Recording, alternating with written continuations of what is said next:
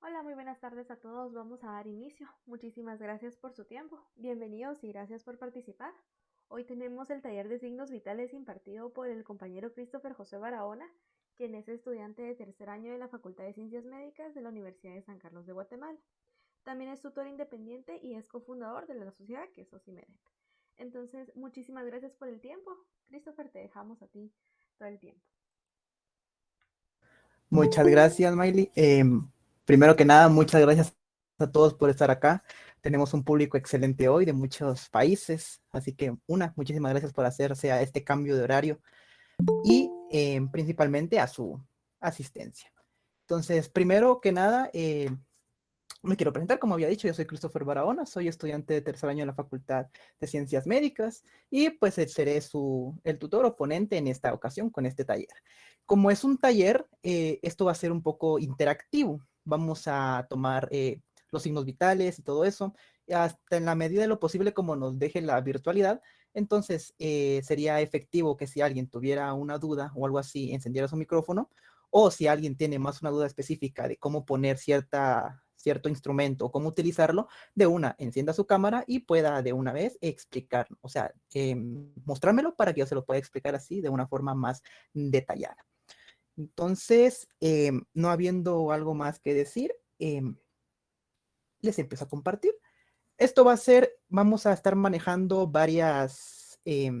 los que son los signos vitales principalmente, pero vamos a hacerlo de una forma diferente. No vamos a verlos todos la teoría de un junto y evaluarlos de una vez, sino que vamos a ir uno por uno explicándolo poco por poco para que se vaya entendiendo tanto COE, qué es lo que lo produce, el signo vital como tal, cuáles pueden ser sus alteraciones, cuáles son sus valores normales y cuáles pueden ser las técnicas que se utilicen para medir estos valores.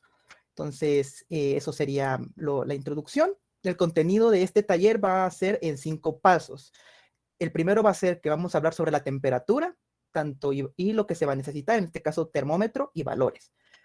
Para la frecuencia cardíaca y la frecuencia de pulso se van a necesitar estetoscopio, reloj y los valores. Para la frecuencia respiratoria únicamente se van a necesitar valores, más adelante explico por qué. También abarcaremos el tema de dolor. En este caso hablaremos del dolor. ¿Por qué? El dolor, porque unos textos infieren de que es un signo vital importante para saber la presencia de alguna patología, entonces haremos un poco de mención en esto. Y por último, sobre la presión arterial, que necesitaremos el esfigmomanómetro, el estetoscopio y ciertos valores. Entonces vamos a hablar a grosso modo, de forma amplia, de lo que es un signo vital. Vamos a decir que los signos vitales o constantes vitales, ya tenemos dos definiciones ahí que nos pueden dar un hincapié muy importante a saber lo que realmente son y cómo es su importancia en la medicina. Tenemos signos vitales. Si nosotros recordamos lo que es un signo, vamos a decir que es una variable o un componente que se puede medir o puede ser observable por el clínico. Cuando hablamos de constante, vamos a hacer inferencia hacia un valor que se va a mantener en un rango constante, es decir, que se mantendrá de forma regularmente en un valor que indicará salud o enfermedad. Entonces, al decir esto, ya tenemos que es una constante vital, que vamos a decir que son valores estables, medibles e interpretables que dan una idea general de la salud del paciente y la condición del mismo. Podemos ver que si alguno de estos valores está alterado, podemos inferir hacia una patología o hacia que en el paciente está ocurriendo algo que naturalmente no tendría que estar pasando. Esa es la definición como tal. Tenemos también, hablamos un poco más de la temperatura y hablando un poco más de esta, hablaremos primero de lo que es su fisiopatología, es decir, cómo se produce la fiebre. Hablaremos de la fiebre como que me pusieron la vacuna y me pusieron la dosis de COVID o la dosis de la vacuna contra el SARS-CoV-2 y esto que me generó fiebre, malestar. Entonces, en este caso vamos a hablar de la fiebre. Y esto tendremos una idea principal de que el centro regulador de la temperatura del cuerpo humano va a estar en el hipotálamo. Entonces, esa puede ser pregunta de examen en algún parcial, en algún examen corto de alguna carrera, en este caso de medicina, en alguna especialidad, neurología o tal vez en fisiología. Vamos a tener de que el centro regulador de la temperatura estará en el hipotálamo. ¿Y esto cómo se llevará a cabo? Primero, vamos a tener un agente externo. un agente externo que va a tener una capacidad para generar en el sistema inmune una respuesta. Y este agente externo lo vamos a conocer como agente pirógeno exógeno, es decir, un pirógeno exógeno. ¿Por qué? Porque es algo que produce fiebre y viene del exterior. Que estos que pueden ser como microorganismos, virus, bacterias o partes fundamentales de la membrana de algunas bacterias o de la cápside de algún virus. Esto puede ser lo que puede ser un pirógeno exógeno. ¿Y esto que va a causar? Una activación del sistema inmunológico que va a producir a su vez unos llamados pirógenos endógenos, porque son creados por el propio cuerpo, que van a ser las interleucinas, el factor de necrosis tumoral alfa, e incluso los interferones, que son sintetizados en su mayoría de veces cuando hay presencia de virus.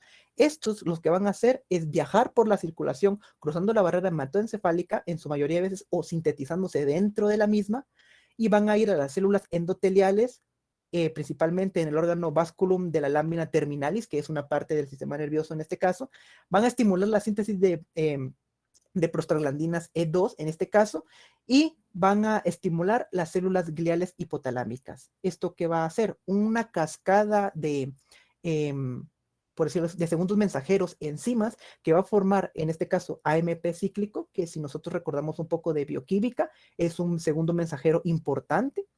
Vamos a ver que esto va a estimular a las neuronas termorreguladoras hipotalámicas. ¿Y esto qué va a causar? Va a desajustar va a mover el ajuste que nosotros tenemos de fábrica, por decirlo de alguna manera, de la temperatura. Entonces, al moverlo, es decir, al subirlo, ¿qué va a pasar? El cuerpo se va a sentir en frío. Y al sentir en frío, ¿qué va a ocurrir? Primero vamos a conservar calor. ¿Cómo? Disminuyendo la transferencia por vasoconstricción, es decir, los vasos terminales, principalmente las arteriolas, se van a contraer, es decir, se van a constriñir, y esto lo que va a impedir es de que se difunda más la sangre y que todo se irradie. Es decir, vamos a conservar el calor.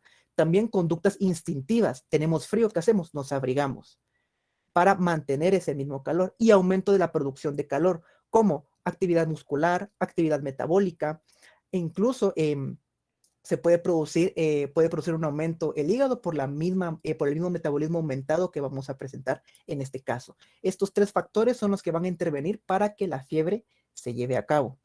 Por eso una de las principales cuestiones para romper la fiebre es desabrigar al paciente, o cuando es demasiado frío, ponerlo en compresas frías o sumergirlo en agua fría en este caso, para romper eso y hacer que el cuerpo se termorregule de una forma más eficiente, porque se movió el ajuste. Y la fiebre como tal es buena, pero hay muchos textos que contradicen este sentido de ser bueno o no, porque hasta cierto punto, cuando hay temperaturas superiores como 38 o 39, que vamos a ver más adelante, es beneficioso para el sistema inmunológico, porque promueve la respuesta inmunológica óptima y ayuda a la síntesis en este caso, de linfocitos. Pero cuando aumenta a más de 41, 42, se vuelve contraproducente. Empiezan a alterar las proteínas y todo empieza a descoordinarse. Entonces tenemos un factor algo raro ahí que puede ser contradictorio en este caso. Pero si lo queremos tomar como norma general, la fiebre será beneficiosa en pequeños momentos o en pequeñas cantidades, poder decirlo así. Para en este caso vamos a utilizar termómetros. El de preferencia y el que solicitamos fue un termómetro de mercurio oral, que este va a tener diversas partes. Va a tener, en este caso, permítanme, acá, vamos a tener el bulbo, que va a ser la parte donde va a estar contenida el mercurio como tal, que va a ser la parte negrita en este dibujo, la escala numérica, que esta puede estar o en grados Fahrenheit o en Celsius o en centígrados. A menos en Guatemala o en la mayor parte de América, se tienden a utilizar los Celsius en vez de los Fahrenheit, pero ambas medidas son aceptables, se pueden hacer la conversión entre las mismas. Tenemos también la escala de graduación, que en este caso son para hacerlo, como hacer de alguna forma, rayitas para calibrar esa subida de la temperatura y tener una medición más precisa. Tenemos que el 5, que es el tubo capilar por el cual va a subir el mercurio, y el tallo del termómetro, que va a ser la parte terminal. Esto va a ser las partes de un termómetro de mercurio. Habrán otros termómetros, por ejemplo, estamos el termómetro óptico, que es del oído, que por no decir nada, este es el termómetro más preciso que hay. Este es el termómetro que nosotros podemos descubrir que va a tener una mayor eficacia al medir temperaturas y que va a reflejar verdaderamente la temperatura central que tiene el cuerpo. Nosotros vamos a tener dos temperaturas, la temperatura central y la temperatura periférica. La central es la que va a tener nuestro corazón, nuestros intestinos y todo lo que es órganos internos. Y la periférica es lo que va a tener la piel, lo que se irradia de adentro hacia afuera. Entonces, si nosotros recordamos, siempre hay pérdidas en esa difusión del calor. Y esas pérdidas se pueden reflejar en una medición incorrecta de la temperatura real que tenemos. Pero en este caso, el termómetro óptico mide la temperatura de una forma muy precisa, ya que mide lo que es la parte del oído medio, que puede tener un valor muy aproximado, que tiene una invariancia, creo, de 0.01 de grados centígrados de diferencia con la temperatura central. Es decir, es muy eficaz. Seguido a esto tenemos el termómetro digital oral, que este es el termómetro que muchos han de conocer, que es el que utiliza, que también tiene una medida aceptable de 0.05 como factor de error. Ahora también tenemos otro, que es el que está acá a la par, que son las banditas. Esas banditas se ponen en la frente del niño, se recomienda más el uso de pediatría. El problema de esto es de que no da un valor estimado, no da un valor preciso, da valores, por decirlo de alguna manera, brutos o toscos, no da puntos, no da decimales, da 35, 36, 37, 38. Y más adelante vamos a ver que hay una diferencia importante entre 35.5, 37.5 y 38. Entonces es muy poco fiable este termómetro porque se puede descalibrar con que le pegue el sol, con que le caiga agua, incluso con la misma sudoración del paciente, con el uso constante se puede descalibrar. Entonces no es muy recomendable utilizar esas banditas con que estas tienen un factor de error mayor al 0.1, que ya se considera un factor importante para la toma de la temperatura. Y algo que les es de relevancia también mencionar es de que acá hay dos tipos de termómetros. Este, que vamos a ver que el bulbo lo va a tener planito y alargado, que este va a ser el termómetro oral, mientras que este que está abajo vamos a hacer un termómetro rectal. Tiene, si nosotros podemos ver, el bulbo más circular y más corto. Entonces, importante reconocer la diferencia entre estos dos cuando estemos con un paciente. El estetoscopio rectal casi ya no se utiliza por ser muy invasivo, se utilizan otros métodos, pero si en algún caso se utilizase, siempre se utiliza en su mayoría en pacientes pediátricos y tiene que tener esta configuración, es decir, tiene que tener el bulbo pequeño y arredondeado, porque esta parte de acá es más gruesa que esta. Y si nosotros intentamos ingresar este termómetro de mercurio al recto, puede romperse y ocurrir una tragedia, porque esta parte no está capacitada para recibir la tensión de resistencia del ano, en este caso, o el recto, en cambio, este sí la tiene.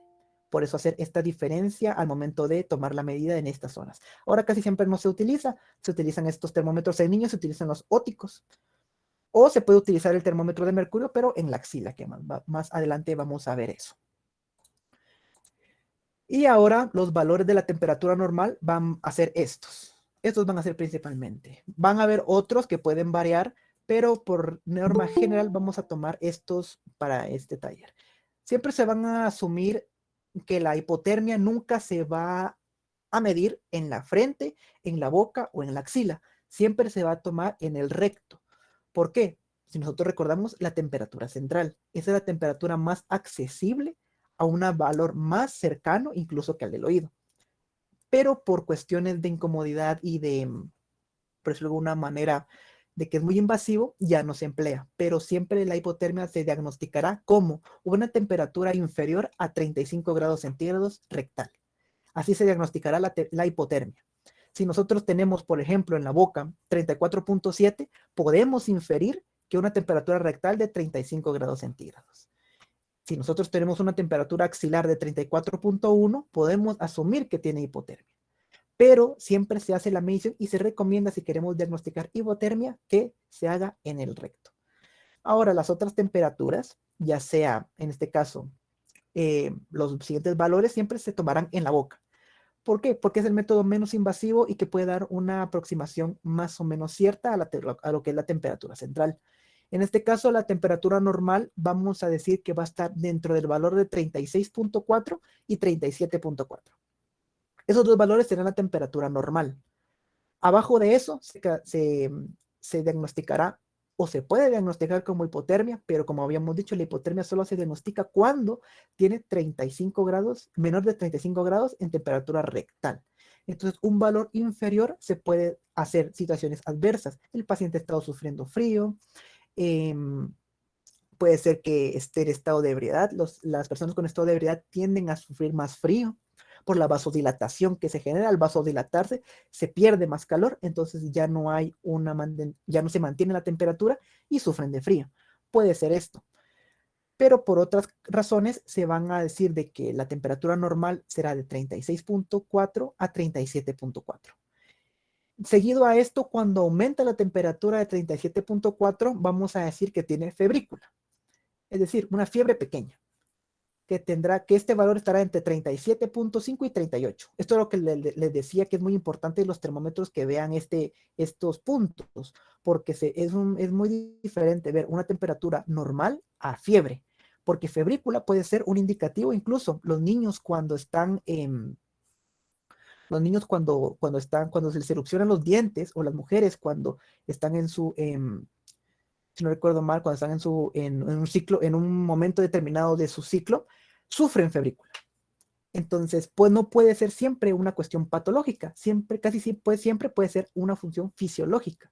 Por esto mismo, es muy importante diferenciar estos 37.2, 37.8 que se puedan ver en un paciente para hacerle una determinada valoración. Cuando esto, correcto, Oscar Benavides decía, cuando está ovulando, perfecto. Cuando está ovulando se mira este aumento de la temperatura. Y acá tenemos el siguiente escalón de la temperatura. Tenemos el 38.1 a 40.9, que en este caso es fiebre. Ya cuando tenemos ese valor de la temperatura, podemos asumir que hay un proceso patológico que se está llevando a cabo. ¿Por qué? Porque es muy raro que fisiológicamente suba la temperatura a 38.1 y 40.9. Es muy raro, no es imposible, pero es muy raro que suba. Entonces, asumiremos de que cuando haya esto, el paciente tiene que estar en observación y seguir tomándole constantes valoraciones de la temperatura. Y el último escalón, que es el escalón más grave de la temperatura, que va a ser la hipertermia, que va a ser superior a 41 grados centígrados. En este momento se cataloga urgencia, porque si nosotros recordamos, las proteínas que nosotros tenemos empiezan a desnaturalizarse y ciertas cuestiones metabólicas empiezan a detenerse cuando hay exceso de calor.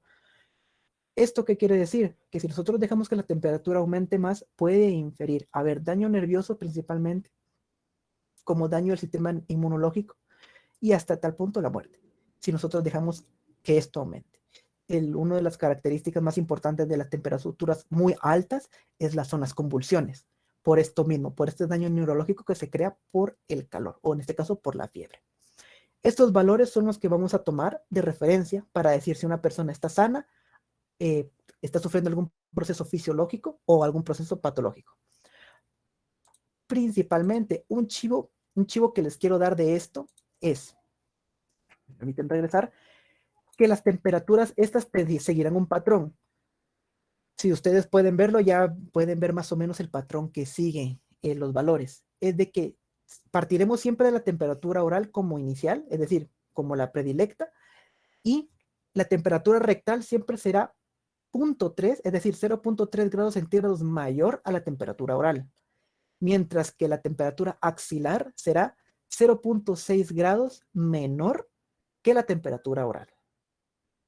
Entonces, me dicen que se escucha entrecortado. No sé si alguien puede confirmar si se escucha entrecortado o no.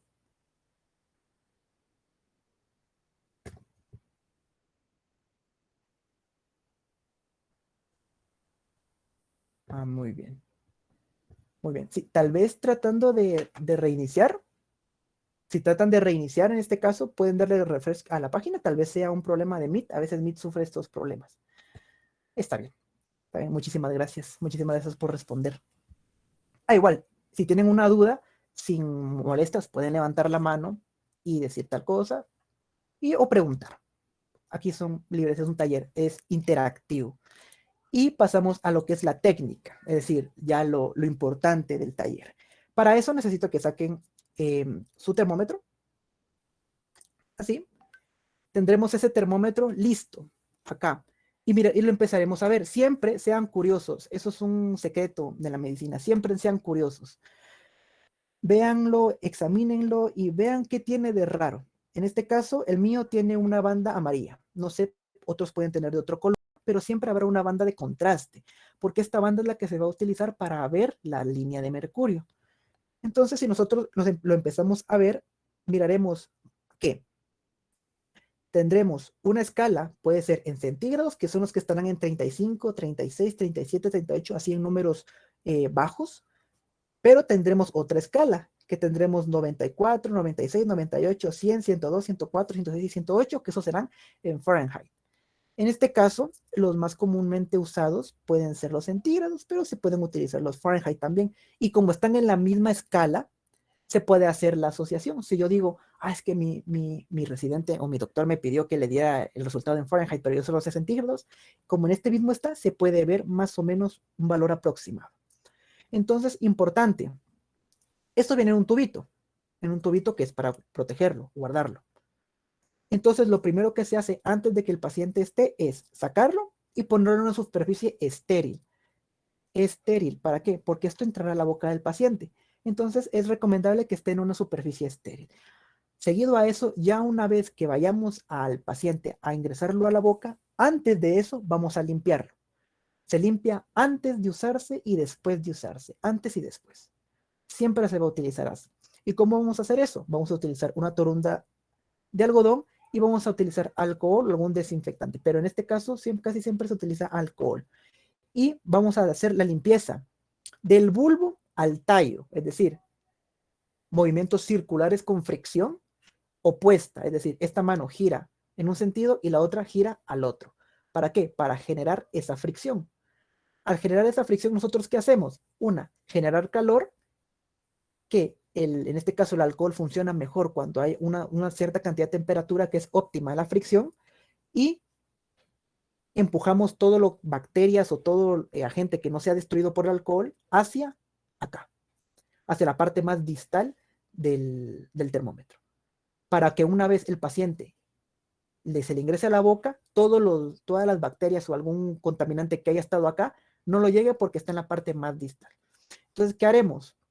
Diremos al paciente que abra la boca y que suba la lengua. Entonces, nosotros lo pondremos en alguna de las dos partes que queda entre la mandíbula y la lengua, en esa como cavidad que nosotros tenemos acá, como se puede ver en la imagen, debajo de la lengua. Al ponerlo, le decimos al paciente que baje la lengua y que cierre la boca sin unir los dientes. Es decir, que envuelva el termómetro con los labios, pero que no utilice los dientes para apretarlo. ¿Esto por qué? Porque puede romperse y el mercurio es un contaminante muy peligroso, poco absorbible por la piel, pero muy absorbible por la piel, poco absorbible por el intestino, pero igual contaminante. Entonces, una vez tenemos estas cuestiones en esta cavidad, vamos a esperar de 2 a 3 minutos. Vamos a esperar este momento. ¿Para qué? En este momento vamos a empezar a tomar otros signos vitales. ¿Por qué? Porque no es grato que el paciente esté 2 minutos esperando ahí, platicando o todo eso y creando ese lazo. Entonces vamos a tener que tomar otros signos vitales. Pero digamos de que el paciente terminó esos 2 minutos y mira el termómetro. Entonces lo que haremos es girarlo. Al girarlo, nosotros vamos a ver cómo la barrita amarilla se pone enfrente de lo que es la barra de mercurio. Entonces nosotros podemos ver un valor aproximado cuando esa barrita sube, y el valor que esté justo en esa línea en la escala, esa es la temperatura que el paciente tiene. Si alguien tiene dificultades para ver la barrita, que la verdad es bastante complicado, pero una vez que se le agarra el, el hilo, por decirlo de alguna manera, se vuelve considerablemente fácil. Entonces, nosotros podemos ver acá, casi siempre está entre las dos escalas, entre la escala de Fahrenheit y la escala de Celsius. Entonces, siempre estará entre esas dos escalas, nosotros podemos mover y cuando se vea algo plateado, esa es la escala.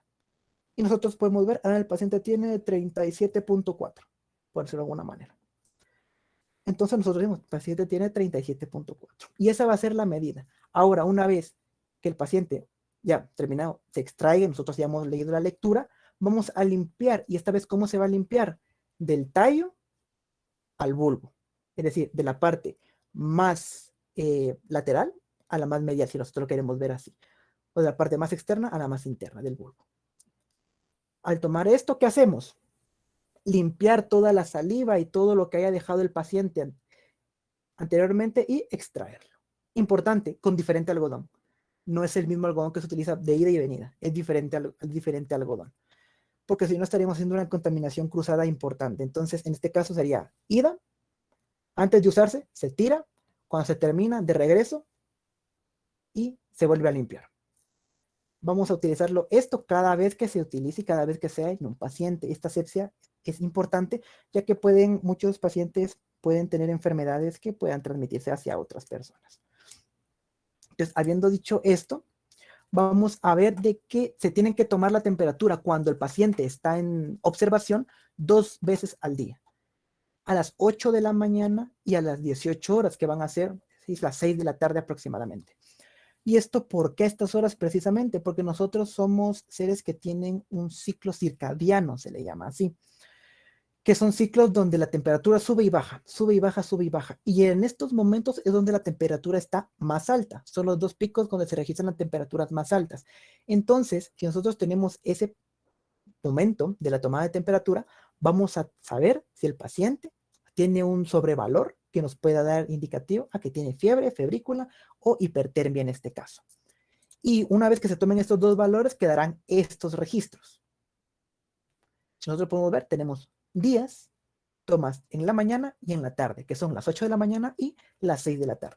Tenemos tomas que nos puede dar indicativo a que tiene diversos patrones febriles. Y los patrones febriles que van a presentar el paciente va a ser dependiendo de las enfermedades que tengan. Hay ciertas enfermedades que pueden dar una fiebre intermitente, es decir, que suba a mayor de 1 grado, pero que no regrese a la temperatura normal y se mantenga. Fiebre sostenida, que siempre se mantenga arriba. Una fiebre remitente, que suba y baje, pero que tampoco se vuelva al nivel normal. Fiebres que suban y que bajen al nivel normal, que tengan oscilaciones entre los días hasta que vuelva a subir. ¿Por qué? Recurre esa fiebre. Entonces, en este caso, habrán diferentes patrones febriles que nosotros podemos tomar tomando la temperatura y analizando. Con esto y la historia clínica podremos dar por decirlo de alguna manera, un diagnóstico efectivo en un 85-90% sin estudios complementarios. Con la historia clínica y con un buen método de la tomada de temperatura podemos inferir si un paciente está enfermo, y dependiendo del patrón febril, que no siempre es patognomónico de una enfermedad, pero podremos ir encaminados hacia un tipo de patógeno en específico. Entonces, esto es la temperatura. Cada quien puede practicar en su casa. De hecho, es recomendable que lo hagan. Otra cosa, el termómetro en el empaquecito que tiene, guardémoslo prioritariamente boca abajo, es decir, con el bulbo hacia abajo, y que esto se tome acá, que se tape así, que el bulbo quede hacia abajo y que el tallo quede hacia arriba, porque al momento de sacarlo, lo agarramos del tallo y directamente a la boca del paciente. No contaminamos el bulbo donde va a estar la boca del paciente, aunque se limpie después, pero no es recomendable. Entonces siempre se va a guardar así para los próximos usos. Así, si alguien tiene una duda del método, podría ponerla y la iremos explicando. Entonces, esa sería la temperatura tomada como tal. Una vez tomada ya la temperatura, ese será el primer signo vital que nosotros vamos a tomar la temperatura, porque es el que tiene más tiempo, el que tarda más tiempo en dar un resultado. Entonces será el primero que nosotros utilizaremos. El segundo que nosotros vamos a hacer va a ser la frecuencia cardíaca y frecuencia de pulso, que esos no van a ser lo mismo, van a ser diferentes. Para esto vamos a necesitar un reloj, preferiblemente de agujas. Se puede ser digital también, pero se recomienda de agujas porque es más fácil ver la aguja cómo camina y tener un número en la mente. Por ejemplo, si el paciente está palpitando, le estamos escuchando, tenemos 1, 2, 3, 4, 5, y nosotros marcamos de que en la rayita de las y cuarto, es decir, la tercera bolita del reloj, ahí se pare la aguja y ahí dejamos de contar. Pero si miramos un digital, vemos números y tenemos números en la cabeza. Entonces podemos ver 1, 2, 3 y estar viendo números y estar viendo números acá, y más si los números son muy consecutivos, puede confundir. Entonces volvemos a tomar y hay mucha equivocación por eso. Por eso siempre se pide esto, o tener un temporizador. Tener el temporizador, empezar en el momento en que se siente el primer latido que contamos y cuando suene dejar de contar. Esa es una forma eficaz también, pero la forma tradicional que en la que se hace es con un reloj de pulsera o en este caso de agujas. Y vamos a necesitar un estetoscopio. En este caso, un estetoscopio. Este va a ser más para la frecuencia cardíaca. En este caso vamos a ver de que el estetoscopio va a tener olivas, que son las cositas que se ponen en el conducto externo, los binoculares, o que van a ser esos, que son los muelles, que van a ser las partes de sujeción, el tubo en Y, que va a ser esta parte que unirá los dos conductos auditivos, el tubo, la manguera, el diafragma, importante, en este caso utilizaremos el diafragma, que es esta. Y la campana va a ser la parte opuesta. Entonces, utilizaremos esta parte del diafragma. Una vez dicho esto, vamos a ver lo que son los valores o cifras normales, o las cifras como tal. Dos significados que tienen que tener muy importantes: bradicardia y bradisfigmia. La bradicardia va a ser una frecuencia cardíaca inferior a lo normal, en este caso lenta. Vamos a decir que es va a ser el valor de menor a 60 palpitaciones por minuto. Esa va a ser la bradicardia. Y la bradisfigmia va a ser el valor inferior a lo normal en la frecuencia de pulso, que no va a ser lo mismo, van a ser dos cosas diferentes y más adelante vamos a ver por qué. Va a ser también inferior a 60 palpitaciones por minuto. Y lo normal va a estar entre el 60 y el 100. Si ustedes pueden ver, este rango es muy amplio porque hay diversas personas que, tienden a tener corazones más acelerados que otros pacientes vagotónicos o los atletas y deportistas van a tener algo que se llama bradicardia fisiológica, que no les que su corazón va a latir lento de por sí por las condiciones fisiológicas que ellos constantemente llevan a cabo. Entonces, el rango es bastante amplio, de 60 a 100. Otros textos pueden decir que va a ser de 60 a 80, de 50 a 100, pero lo importante es de que en la bradicardia no disminuya de 100, e importante, la taquicardia va a ser cuando aumente de 100. Cuando aumente de 100, vamos a decir que tiene taquicardia o taquisfigmia, en el caso de que estos aumenten respectivamente. Pero ya que nosotros tenemos dos valores precisos, vamos a ver que puede haber una diferencia entre ambos. Esto se llama déficit de pulso. Cuando, en este caso, la frecuencia de pulso va a ser menor a lo que es la frecuencia cardíaca. Es decir, las palpitaciones radiales que se van a tomar en lo que es la arteria radial van a ser menores a las que se pueden registrar con el estetoscopio. Y esto puede ser indicativo de alguna patología, como coartación, o puede ser alguna insuficiencia cardíaca. ¿Esto cómo se da? La fórmula general para hacer que el déficit de pulso es positivo va a ser que la frecuencia cardíaca menos la frecuencia radial sea mayor a 10 palpitaciones por minuto. Imaginemos de que a mí me escucharon con el estetoscopio la frecuencia cardíaca y tengo 80, y aquí tengo 60, hacemos 80 menos 60, 20. Entonces hay un déficit de pulso que puede ser indicativo a una patología, que se tiene que ser referido hacia un cardiólogo en este caso. Pero si yo tengo aquí 80 y aquí tengo 75, veo de que hay un déficit de 5. Entonces no se puede decir que hay déficit de pulso, pero no es normal que haya esta deficiencia. Entonces siempre se mantiene una observación, aunque no es un dato muy importante o que se mantenga o que sea de alerta en este caso. Cuando aumenta de 10 ya es de alerta. Ya se tiene que hacer estudios complementarios para saber si el paciente tiene o no una patología cierta o no. Y en lo que son las técnicas, vamos a tener diferentes tipos diferentes lugares, para tomar el pulso. Va a estar el pulso carotidio, que va a ser donde está la carótida, el humeral, que va a ser siempre los pulsos van a ser cuando se pone una arteria contra un hueso. porque es una superficie sólida que nosotros podemos apoyar la arteria y sentir cómo esta palpita o cómo esta da las pulsaciones. Entonces siempre se toma como un hueso. Por eso los puntos van a tener o lugares o nombres de lugares anatómicos o de un hueso.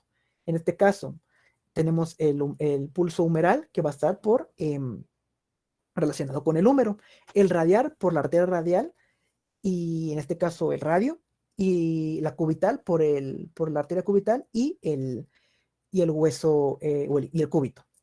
El tibial posterior, el femoral y los que están ahí descritos en la imagen. La técnica correcta para tomar estos es con los dedos índice y medio.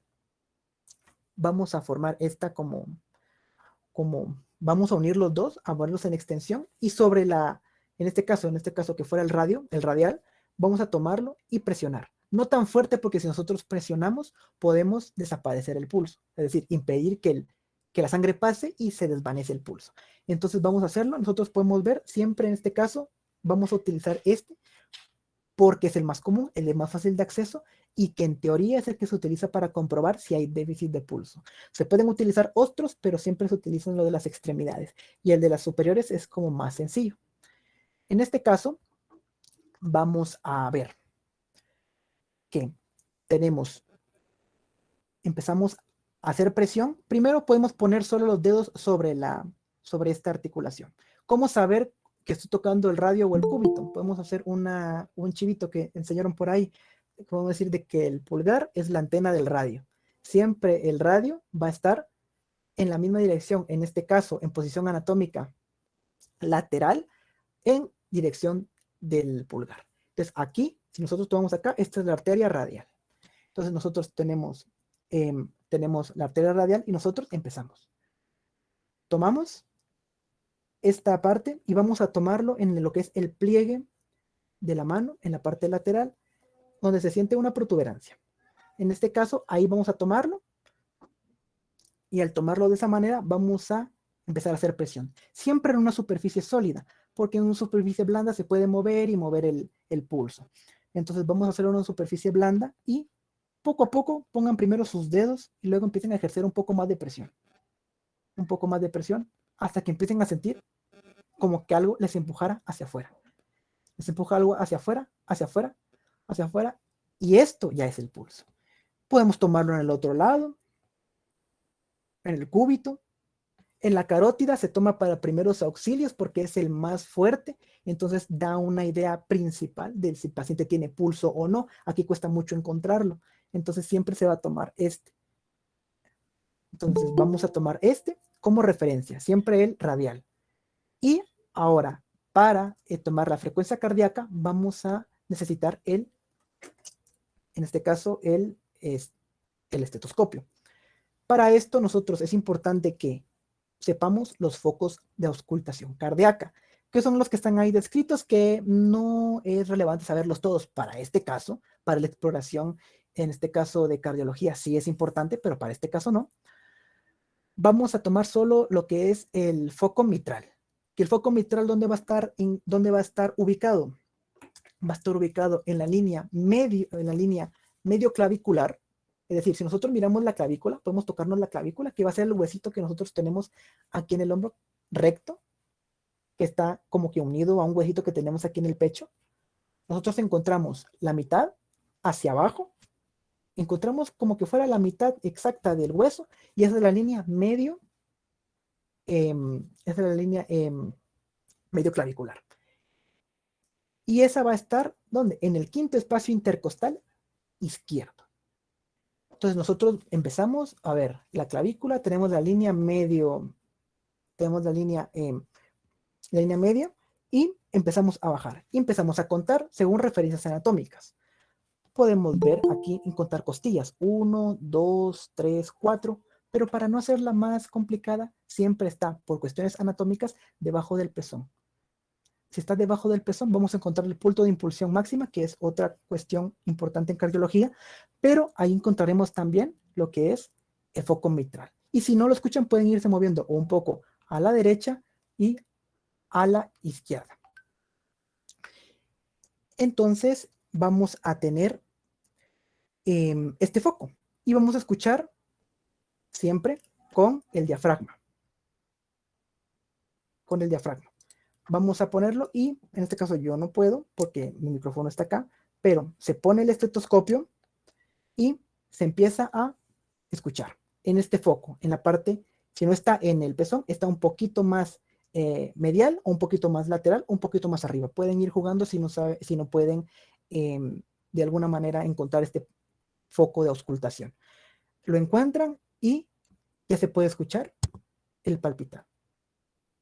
Se escucha el palpitar, entonces ya podemos tener, ya que tenemos la palpitación por medio del estetoscopio y la palpitación por medio del radio, de la arteria radial, vamos a saber cuál es y si hay déficit de pulso. Entonces, escuchamos si hay o no esta diferencia. ¿Y cómo lo vamos a hacer? Es muy difícil.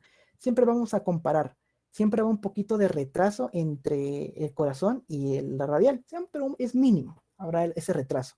Entonces nosotros podemos ir contando 1, 2, 3, 4. Por eso es muy importante para este caso tener reloj de agujas, para no confundirse con los números. Entonces, al tener esto de agujas, vamos a tener que se tiene el de agujas y podemos decir, bueno, a las I12 termino de contar. Entonces tenemos 1, 2, 3, 4 y llega a las I12, entonces el paciente tiene 25 aquí y 20 acá. Entonces hacemos la multiplicación. En este caso, lo que yo les recomiendo es de que si tienen un poco de tiempo, háganlo el minuto completo. Siempre se toma un minuto. Pero si no tienen mucho tiempo, háganlo a 30 segundos y multiplíquenlo por 2. O háganlo en 15 segundos y multiplíquenlo por 4. Entonces, al hacer esto, nosotros podemos dar un resultado que puede ser cierto o no, porque cada vez que nosotros respiramos aumentan un poco las palpitaciones. Entonces, puede dar un valor un poco equívoco, pero igual de válido. Así que pueden hacer esto, hacerlo a 30 segundos y multiplicarlo por 2, o a 15 segundos y multiplicarlo por 4. Entonces, habiendo dicho esto, nosotros podemos saber si el paciente tiene déficit de pulso o no. Y este déficit de pulso va a ser indicativo para una u otra patología. Bueno, entonces ahora algo más fácil, se puede decir, tenemos la frecuencia respiratoria. En este caso, la frecuencia respiratoria, vamos a ver su neurofisiología, es decir, ¿por qué respiramos? ¿O cómo hacemos para respirar? Esto ocurre en el sistema nervioso, ¿cómo no? Principalmente en el tronco, Ya que tenemos esto acá, tenemos el grupo respiratorio dorsal, que ese es el que va a estar ubicado acá, que este va a ser el que va a controlar el ritmo de la respiración, al igual que los centros vulvares van a controlar el ritmo de la respiración. El grupo respiratorio ventral, que es el que estará acá, va a estar encargado de la inspiración y expiración forzada, es decir, esa expiración que nosotros hacemos que es trabajosa, que necesitamos captar más oxígeno o expirar más dióxido de carbono. Vamos a tener el centro neumotáxico que estará acá, que va a limitar la inspiración, es decir, volviéndola más corta. Si nosotros respiramos, por ejemplo, cuando respiremos y llega un momento donde ya no podemos respirar más, es porque llega la capacidad de los pulmones y va un mensaje al centro neumotáxico que dice, paremos la respiración, limita la respiración, aumentando la frecuencia cardíaca. Por eso cuando nosotros estamos cansados, hacemos respiraciones más cortas, pero rápidas, perdón, más lentas, pero más, es decir, de mayor cantidad, respiramos de una forma agitada, porque el centro neumotáxico limita la inspiración para que sea más corta, pero en consecuencia aumenta la frecuencia respiratoria. Tenemos otro grupo, tenemos el centro apnéustico. Este va a estimular el centro del inspiratorio vulvar, es decir, el que está abajo, para que aumente el tiempo de la etapa de inspiración. Es decir, este es totalmente contrario al centro neumotáxico. Y este centro, el centro apnéustico, va a estar inhibido por el neumotáxico, porque tienen funciones opuestas. E incluso una de las principales cuestiones que tiene la respiración es de que es en su mayoría de veces involuntaria. Pero, si yo ahorita, me van a perdonar muchos, pero les digo, recuerden que tienen que respirar. Ustedes recuerdan que se tienen que respirar, incluso yo se activa la respiración manual, para que nosotros podamos respirar conforme nosotros queramos. Pero naturalmente la respiración se encuentra de forma automática, sin que nosotros nos demos cuenta, respiramos, si no, no pudiéramos vivir. Entonces, es esta misma, esto es causado por la evolución y se juega con estos grupos para mantener la respiración automática y la respiración manual. La respiración manual se pasa a los centros vulvares, que son los que rompen ese ritmo de respiración automática.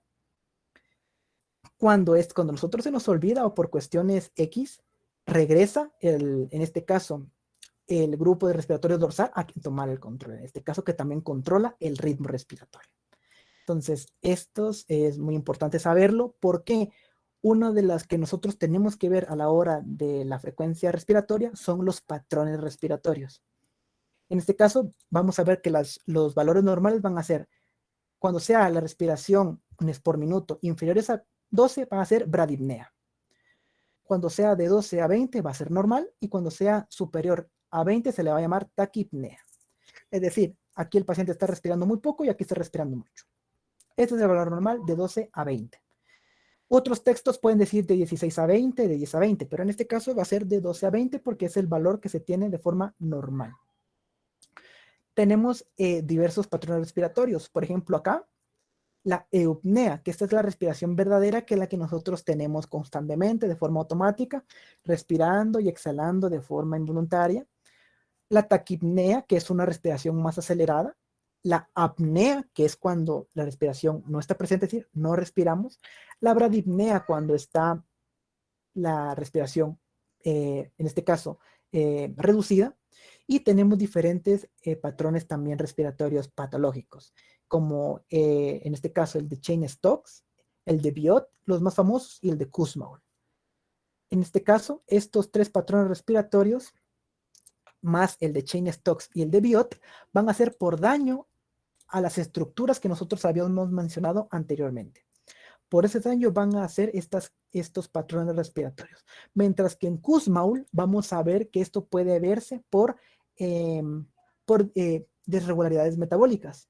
Por ejemplo, en la acidosis metabólica de las personas diabéticas, cuando su pH se desajusta a tal manera que aumenta, en este caso, la acidez, el paciente tiende a hacer respiraciones más fuertes y exhalaciones más fuertes. ¿Para qué? Para sacar el dióxido de carbono extra que hay en el sistema y de quitarle acidez a la sangre. Entonces, al quitarle esta acidez, se vuelve la normalidad. Por eso es esta respiración. Entonces, habiendo dicho esto, sabemos de que la respiración va a tener dos valores importantes: los niveles de oxígeno y los niveles de dióxido de carbono. Y el cerebro, o en las partes en este caso que van a estar regidas, van a controlar, primero, van a mantener en orden el dióxido de carbono. Principalmente los iones hidronio, pero el dióxido de carbono es el que va a estar ahí liderando la forma en la que va a estar frecuentemente la respiración puesta. Entonces, esto vamos a verlo en la respiración de Kussmaul cuando la persona tenga esta acidosis. Aunque pueden ser otras cuestiones metabólicas, por ejemplo, en problemas renales también se ve este tipo de respiración por tratar de también desacidificar o alcalinizar la sangre liberando dióxido de carbono. ¿Y esto cómo vamos a tomar esta frecuencia? Esta tiene truco, porque como yo les dije anteriormente, nosotros podemos modificar nuestra respiración. Entonces, si al paciente le decimos, bueno, respira normal, inconscientemente él va a modificar su respiración. Él va a decir, no estoy respirando mucho y estoy respirando muy suave, no, mejor respiro más fuerte. No, entonces no se le puede decir al paciente que vamos a ver la respiración o que vamos a evaluar la frecuencia respiratoria. Lo que muchos clínicos hacen es tomar el pulso. En el momento que toman el pulso y toman, en este caso, la frecuencia de pulso y la frecuencia cardíaca, en lugar de tomar solo 30 segundos para la frecuencia respiratoria, toman el minuto pero lo dividen en dos. 30 segundos para la frecuencia respiratoria y 30 segundos para la frecuencia cardíaca. ¿Para qué? Para que el paciente no se dé cuenta que lo estamos viendo respirar. Entonces, como si nada, tomamos en la mano del paciente como que estuviéramos tomando el pulso y vemos el reloj, pero de reojo, por decirlo de alguna manera, vemos cómo el paciente respira y contamos: una, cuando vaya respirando; dos, 3, así sucesivamente, sin que el paciente se dé cuenta que lo estamos viendo mucho porque se puede poner nervioso y alterar su respiración. Entonces la respiración tiene truquito o un truco más o menos para poder verse. Incluso pueden hacerlo el ejercicio en casa con un familiar o con cualquier persona que tengan cercano a ustedes. Pueden verlo así de reojo y ver cómo respira, tranquilo. Pero si uno le dice, mira, voy a medirte cómo respiras, él o se pone recto o alza el pecho o infla más el abdomen. Entonces vemos cómo se altera este valor.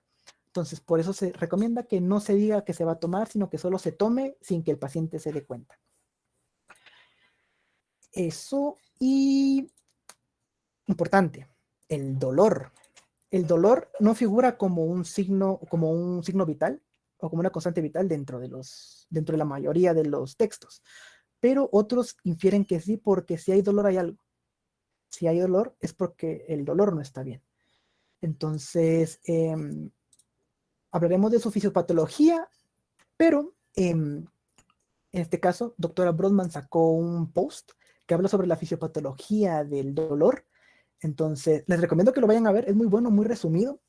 Habla precisamente lo que es, de cómo el dolor se lleva a cabo y por qué es cuando dicen que hay dolor, es porque pasa algo. Entonces, vamos a tomarlo de esta manera. Pero se los recomiendo que lo vean, está muy, muy bueno. Y para medirlo usaremos escalas del dolor. Se les llama escalas visuales análogas o escalas análogas o escalas, se les puede llamar escalas cuando son habladas, cuando se pregunta únicamente. Le preguntamos al paciente, bueno, ¿y este dolor qué tanto le duele? El paciente tiende a decir, me duele mucho, doctor. Entonces, eso no se puede cuantificar. El mucho no puedo poner al paciente, le dolía mucho. No puedo poner eso. Se tiene que cuantificar el dolor. Al cuantificarlo, nosotros vamos a tomar una medida. ¿Y esta cómo va a ser? En la escala siempre del 0 al 10. Muchos tienden que al 1, pero es preferible tener del 0 al 10. Y decirle, pues se puede decir de dos maneras. Como está en la escala visual, según la escala del 0 al 10, tomando que el 0 es que no hay dolor y el 10 el peor dolor que puede imaginar, ¿qué tanto le duele? Entonces puede decir, me duele un 8. Entonces dice, 8, perfecto. Pero hay personas que tienen diferentes umbrales de dolor, entonces puede ser que mi 8 no sea igual al 8 de otra persona. Por eso siempre se tiende a tomar esta corrección en vez del peor dolor que pueda imaginar, el peor dolor que ha sentido en su vida. ¿Por qué? Porque nosotros vamos a saber cuál es el dolor porque él no lo va a decir.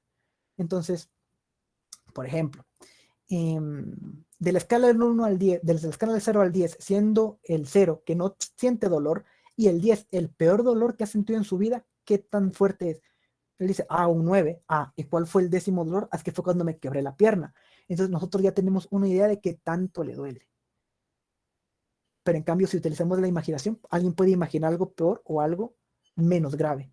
Por eso siempre se utiliza el dolor más reciente. Y si él dice, es 10, entonces sabemos de que ese es el dolor más grave que ha sentido y que es importante ver qué lo está produciendo, porque nunca lo había sentido o nunca había sentido algo más. Esto es para adultos que pueden hablar, que pueden expresarse, pero en caso de niños que no pueden hacerlo, se utiliza la escala visual o de von Baker o de von Baker, como más lo decían pronunciar. En este caso se utilizan caritas. ¿Qué tanto te duele? Y dice que seleccione, o sea, que apunte con su dedo qué tanto duele. A la mamá se le puede dar la cartilla. Mire, tenga esta cartilla a su hijo, pregúntele qué tanto le duele. Porque siempre ir con el doctor es como muy pesado para los niños, entonces para no invadir en ese lazo de confianza que tiene entre la madre e hijo, se le da la cartilla a la madre y dice, mire, pregúntele qué tanto le duele. Entonces, ¿qué tanto te duele? ¿Va al 4, va al 3, va al 2 o va al 5?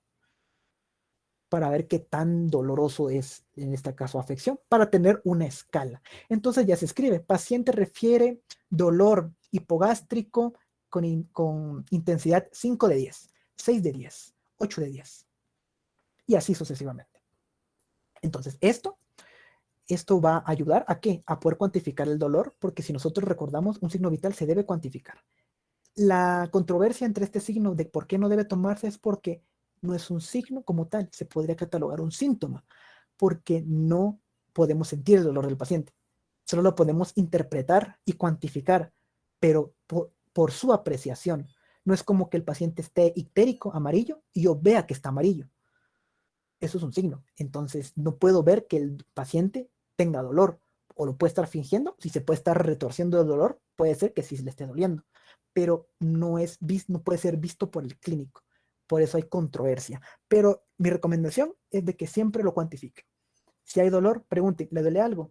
¿El estómago, la cabeza, un brazo, el pecho, la espalda? Siempre cuantificar si hay dolor presente, porque puede ser indicativo de algún trastorno que ni siquiera el paciente pueda tener en claro. Y tenemos como último, que este es el más complicado y más importante, porque puede ser preventivo para una enfermedad crónica que es tratable y prevenible. El problema es que no se tiene tanto el instrumento como la técnica para poder medirse. Entonces es muy importante que todas las personas, al menos una persona en su casa, por simple, como tener el botiquín de primeros auxilios, tener ahí vendas y todo eso, tener un esfigmomanómetro y poder hacerse chequeos. Es muy importante, puede salvar muchas vidas y puede ayudar a que estas enfermedades no progresen tanto hasta las consecuencias tan graves que tiene la hipertensión arterial. En este caso vamos a hablar de su fisiología. Vamos a ver de que esta va a ser consecuencia del latido del corazón y la sangre que éste expulse hacia, en este caso, los vasos, las arterias principalmente. Entonces la presión arterial va a ser esta expansión de la sangre al empujar, pero también la resistencia que pongan las arterias ante ese empuje, por decirlo de alguna manera. Si nosotros vemos la imagen acá, vemos de que cómo la sangre baja y impulsa. Entonces, la resistencia, la presión arterial va a ser qué tanto en este caso la arteria se expande y qué tanta resistencia muestra para contraerse de nuevo. Eso es lo que va a medir la presión arterial. ¿Y cuáles van a ser las variables que pueden modificarse? El volumen por latido del ventrículo izquierdo. Si nosotros tenemos, en este caso, bradicardia, es muy probable que haya hipotensión, porque baja el volumen de la frecuencia. Ahora, el volumen, la cantidad de sangre.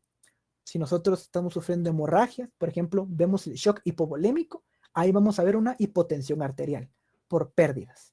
La distensibilidad de la aorta y las grandes arterias, cuando nosotros tenemos aterosclerosis, se ve afectada la presión arterial. La resistencia vascular periférica, sobre todo a nivel arteriolar, esto cuando nosotros estamos estresados, cansados, que las arteriolas se saturan. Entonces puede generar, ¿qué? Una mayor presión arterial. Y el volumen de sangre en el sistema arterial como tal, que puede ser incluso también alusivo a un shock hipovolémico. Entonces, esto es lo que va a medir, o lo que vamos a tratar de medir, interpretar con la medición de la presión arterial.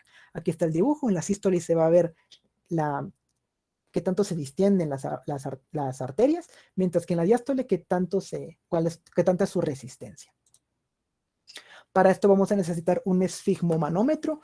En este caso, importante, hay varios tipos de esfigmomanómetros, pero el más utilizado es el anaeroide o análogo. Si me permiten, voy a despegar esto, que va a ser el que tiene el manómetro, la perita para insuflar y la banda. Este va a ser el esfigmomanómetro anaeroide. Hay digitales, que son los que se ponen en el brazo, se presiona un botón y automáticamente da la lectura. También son buenos, pero se hace porque en la cuestión clínica es más práctico tener de estos, se puede cargar a cualquier lugar que uno, y es considerablemente más barato que uno digital. Y importante, hay de mercurio también, pero los de mercurio ya no se utilizan por las mismas cuestiones de que hablábamos del termómetro, que el mercurio es tóxico. Entonces se reemplazaron por los anaeroides. En este caso, vamos a ver, a describir varias partes del esfigmomanómetro. El manómetro, importante, tienen que ver que la agujita del manómetro esté justamente abajo. Hay un recuadrito donde dice mmHg, o tiene que haber un recuadrito, un 0 o alguna lectura, pero tiene que haber un lugar que indique 0. Si ustedes ven que indica 0, es porque está calibrado. Pero si ve que no indican 0 o que no está dentro del cuadrito, es porque está descalibrado. Y esto debe calibrarse aproximadamente cada 6 meses, porque la humedad y el calor y guardarlo todo va a tratar o va a dar un problema a largo plazo y se va a descalibrar, lo que nos puede dar lecturas incorrectas. ¿Cómo se calibra esto? Cuando ustedes compran su kit de sismomanómetro, le pueden dar repuestos de manguera, repuestos de empaques, de válvulas, y les dan una llavecita.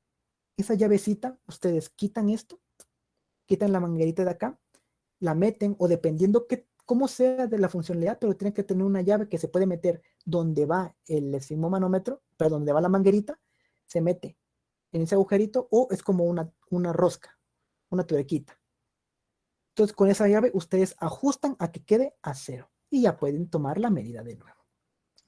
Entonces, esa va a ser la forma en la que se va a calibrar el sismomanómetro. Y una vez ya calibrado, ya sabiendo que no hay problema de que vaya a dar una lectura errónea, y teniendo esto, los valores de tensión arterial, que estos van a estar dados principalmente por organizaciones que están contra la hipertensión arterial, que están como la AHA, la American Heart Association, que son los que dan estos tipos de valores haciendo estudios, principalmente metaanálisis. Vamos a tener de que la hipotensión se va a diagnosticar cuando tenga inferior a 90 milímetros de mercurio y inferior a 50 milímetros de mercurio sistólica y diastólica respectivamente. ¿Esto qué quiere decir? Que una vez que el paciente tenga estos valores, podemos decir que el paciente tiene hipotensión. ¿Por qué se puede deber la hipotensión? Por diversos factores. Puede ser estrés, incluso ciertos fármacos pueden dar hipotensión,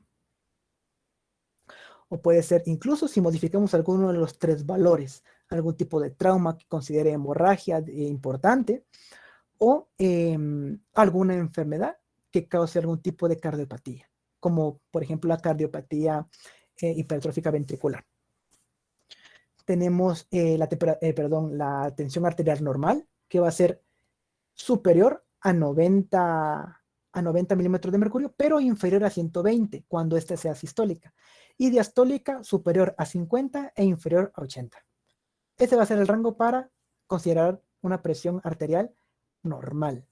Variará dependiendo de los textos, variará dependiendo de los laboratorios, pero a grosso modo se tiene de que la presión arterial va a ser 120 sobre 80. Esta va a ser la presión arterial normal, por estándar se podría decir. Entonces tenemos de que de 90 a 120 será normal, y de 50 a 80 normal, sistólica y diastólica respectivamente. Aquí hay un escalón extra que marca un paso entre la hipertensión como tal y lo normal, que es la prehipertensión, algo que está antes de que se lleve a cabo. En este caso vamos a tener de que la prehipertensión estará entre 120 y 139 milímetros de mercurio cuando sea sistólica, y diastólica 80 a 89 milímetros de mercurio. La hipertensión grado 2 va a ser, perdón, la hipertensión grado 1 va a ser de 140 a 159 milímetros de mercurio, y de 90 a 99 milímetros de mercurio sistólica y diastólica de igual manera. Y la hipertensión grado 2 va a ser mayor a 160 milímetros de mercurio y mayor a 100 milímetros de mercurio. Estos son los valores que se van a tomar de referencia para medir la tensión arterial y diagnosticar. Importante, los adultos siempre como en condiciones basales, es decir, normales, van a tener una presión arterial de 140 sobre 90. Y dirán, eso es hipertensión arterial grado 1. Claro está, si ahí están los valores. Según los metaanálisis, se ha visto de que la mayoría de adultos tienen esta tensión arterial por la misma edad. Es decir, es normal, es fisiológica. Mientras que los adultos con condiciones no basales van a presentar tensiones de 160 a 95 milímetros de mercurio, es decir, 160 sobre 95, que puede ser indicativo también a hipertensión grado 2, pero ciertos tienden a tomarlo también. ¿Cómo vamos a tomar entonces cuando sea un problema de verdad, cuando sea algo, una enfermedad y no solo sea normal? Eso lo vamos a ver con la práctica, con las técnicas primero. vamos a saber las técnicas. Vamos a tener dos técnicas. Vamos a tener el método táctil o palpatorio, también llamado Riva-Rocci-Etnre, que estos van a ser, ¿de qué manera? Pulsando, tocando el pulso radial y con la misma, al tomar la presión, tomándolo. Vamos a hacerlo de acá, ya que estamos en la práctica. Ojo, yo tengo bata y camisa. En este caso, no me va a dar una lectura precisa. Cuando ustedes estén tomando la presión arterial, el paciente tiene que tener el brazo descubierto, importante, a la altura más o menos del corazón, tiene que estar la parte que vamos a poner del esfigmomanómetro. El paciente tiene que estar con los pies, es decir, con la planta de los pies puestos en el suelo, no puede estar ni con los pies cruzados, ni levantados, ni estarlos moviendo, quieto, totalmente. Recto, espalda recta, con el brazo apoyado en una superficie, siempre. ¿Esto por qué? Porque si nosotros movemos algo, es decir, si nosotros generamos algún tipo de movimiento o incluso la postura, tiende a cambiar la presión arterial. Por eso tratamos de tener las medidas más estándares que se puedan. Al tener esto acá, teniendo esas cosas claves, otra cosa importante, si el paciente viene corriendo, mire, doctor, por poco y no llego a la consulta, mire, vengo cansadísimo, se le tiene que dejar que se estabilice 15 minutos. Incluso, esto lo puse de último porque la presión arterial debe ser casi lo último que se toma, porque el paciente debe estar quieto. Aproximadamente en el lugar donde estoy sentado ahorita, imagínense que yo acabo de llegar, él tiene que pasar de 5 a 10 minutos sentado para que la presión arterial se normalice después de haber estado caminando, después de haber estado moviendo. Entonces, estar así, nosotros tomamos signos vitales, temperatura, pulso, respiración. Pasaron los 10 minutos, perfecto. Empezamos con la presión arterial, ya que el paciente se estabilizó con pies puestos sobre el suelo, espalda recta, el brazo a la altura del corazón, el esfigmomanómetro a la altura del corazón y el brazo puesto en una superficie. Una vez esto puesto, lastimosamente no tengo a alguien con quien hacerlo, entonces aplicaré yo solo. Esto, lo que vamos a tratar es de que ponerlo de tal manera que las mangueritas queden de forma interna. Muy pocos clínicos van a pedir que sea superficial, pero que no quede de este lado. Siempre que queden de forma interna, es decir, si yo me lo pongo acá, lo voy a poner mal, claro. Si nosotros lo ponemos así, quedaría de tal manera, vamos a tomar el tercio medio del brazo. Partimos el brazo en 3 pedazos y lo ponemos en el tercio medio. Al ponerlo en el tercio medio, ponemos el brazo y vemos que queda exactamente a la altura donde está el corazón. Entonces cumplimos con ese requisito ya. Otra cuestión importante, esta parte del esfigmomanómetro no debe quedar apretada. No tiene que quedar totalmente a tope. ¿Por qué? Altera la medición. ¿Qué es lo recomendable? Que yo pueda meter y sacar el dedo o 2 dedos sin complicaciones, es decir, con facilidad, pero que no queden bailando. Es decir, aquí está mal porque yo lo dejé bailando, pero tiene que quedarse, que quede firme, pero que tampoco se caiga. Entonces, al estar así y teniendo eso en cuenta, ya tenemos los 2 pasos primeros para poder tomar la presión. Otra cosa es ver que esté calibrado, ya eso ya lo dijimos, entonces está calibrado, perfecto. Que esté a cero, muy bien. Que la manecilla esté cerrada, es decir, perdón, que la válvula de paso esté cerrada porque comenzaremos a insuflar. En este momento, ¿qué vamos a hacer? Vamos a tomar el pulso cuando es el método palpatorio. Vamos a tomar el pulso radial del mismo brazo donde está puesto el esfigmomanómetro. Tomamos el pulso radial y empezamos a sentir. Sentimos el pulso. Perfecto, yo no tengo 3 brazos, entonces en este caso, imagínense que si mi mano sigue acá, en el pulso radial, sigue acá, lo sigo sintiendo, entonces empiezo a insuflar. Empiezo a insuflar, empiezo a insuflar, empiezo a insuflar. Cuando ya no lo sienta el pulso radial, insuflo 15 milímetros de mercurio más y empiezo a bajar. Empezar a bajar. Vamos a empezar y cuando sienta el pulso radial, veo rápidamente en el manómetro dónde fue donde lo sentí. Por ejemplo, 110. Lo sentí en 110, perfecto. Tenemos que el pulso radial, tenemos la presión sistólica, 110. Ahora, ¿qué hacemos? Vamos, sin mover acá, nos vamos al húmero. a la arteria humeral. En este caso se puede utilizar la arteria braquial, la que se utiliza para que en este caso, pero como la arteria braquial es la que está presionando el, el esfigmo, vamos a utilizar la arteria humeral. Al tocar la arteria humeral, igual empezamos a desinsuflar lentamente y cuando sentimos un pico, es decir, que el pulso aumenta y de ahí empieza a normalizarse, ese aumento da la presión sistólica. Al ese dar la presión sistólica, ya tenemos presión sistólica y presión diastólica. Ya tenemos la presión arterial completa. Es complicado este método, se puede hacer con práctica, pero es más complicado. El que siempre se usa por preferencia es el siguiente, el método auscultatorio o de Korotkov. Este es el que más se utiliza, incluso la técnica que se utiliza lleva el nombre de la persona que lo puso en práctica. Y vamos a tomar, para esto se necesita el estetoscopio. Un dato importante es de que para esto se tiene que tener un lugar prioritariamente silencioso o tener un oído muy fino, porque lo que trataremos es de escuchar. Al escuchar diversos ruidos que vamos a ver más adelante, vamos a saber cuál es la presión arterial sistólica y diastólica.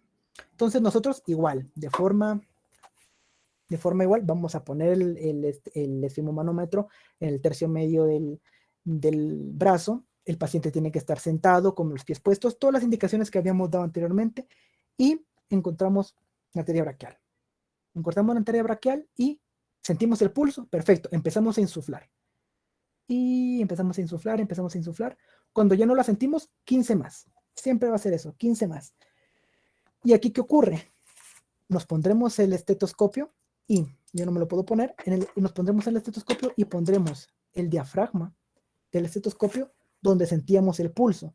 No debajo, ojo, no metamos debajo el estetoscopio, el diafragma, porque el roce, para que las personas que han utilizado estetoscopio sabrá que esto amplifica mucho el sonido y cualquier roce se escucha al 1000. Entonces no se recomienda ponerse debajo, se pone afuera donde se sintió el pulso.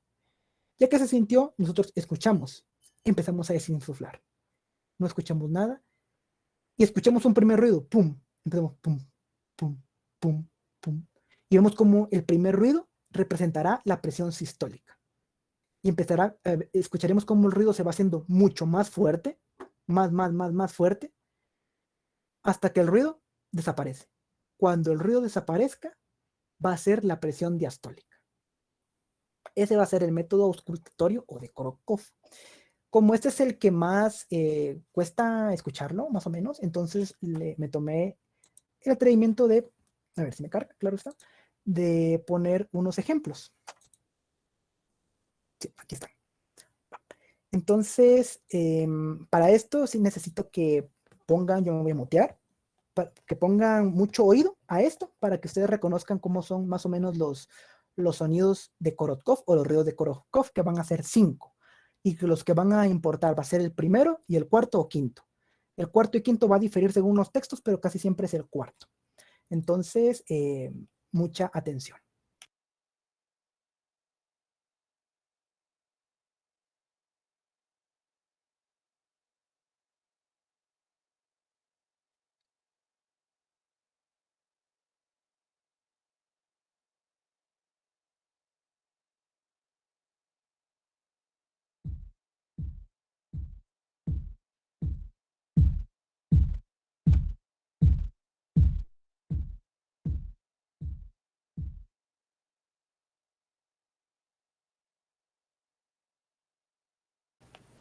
Muy bien. Entonces, no sé si me pueden confirmar si lo escucharon.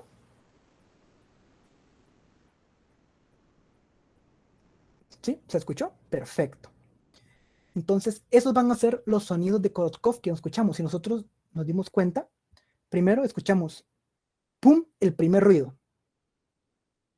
El primer ruido. Vamos a repetirlo de nuevo para las personas que no pudieron escucharlo.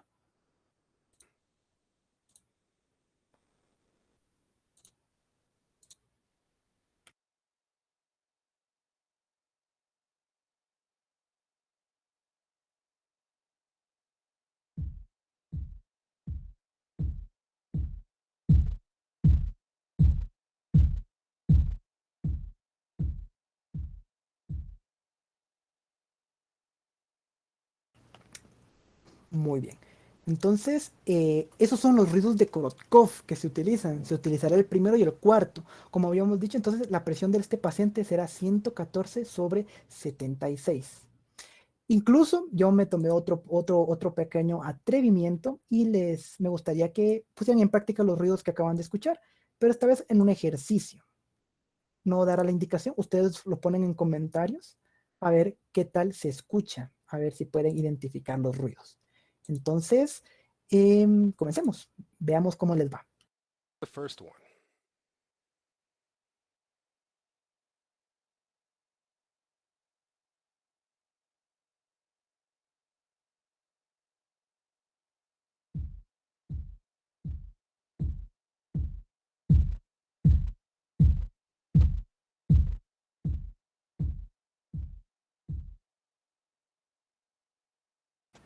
Se los pongo de nuevo por si no lo escucharon. Anoten la presión arterial que sacan y la ponen en comentarios.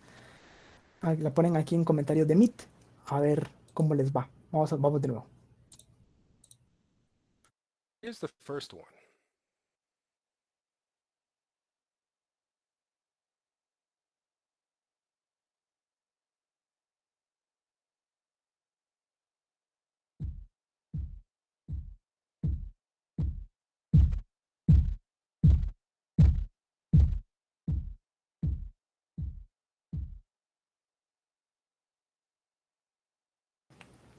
Muy bien. ¿Cómo les fue? 93 sobre 60, 95 sobre 60, 98 sobre 60, 98 sobre 60, 59.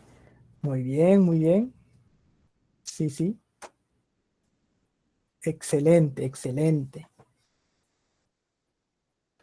Muy bien. Y según esto, según los valores que ustedes obtuvieron ahorita, ¿cómo se diagnosticaría el paciente? ¿Cómo ustedes dirían, paciente tiene tal cosa? ¿Está bien? ¿Está enfermo? ¿Está mal? ¿Cómo creen ustedes que estaría el paciente? ¿Cómo lo diagnosticaría?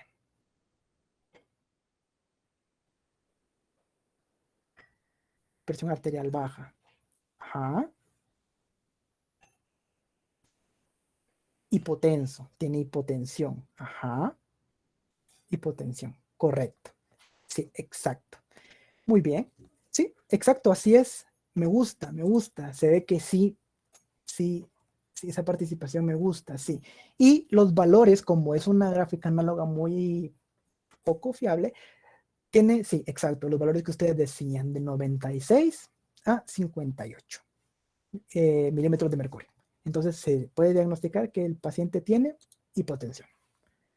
Entonces, excelente, excelente, todo bien. Y esto lo pueden ir practicando finalmente en casa, con sus familias.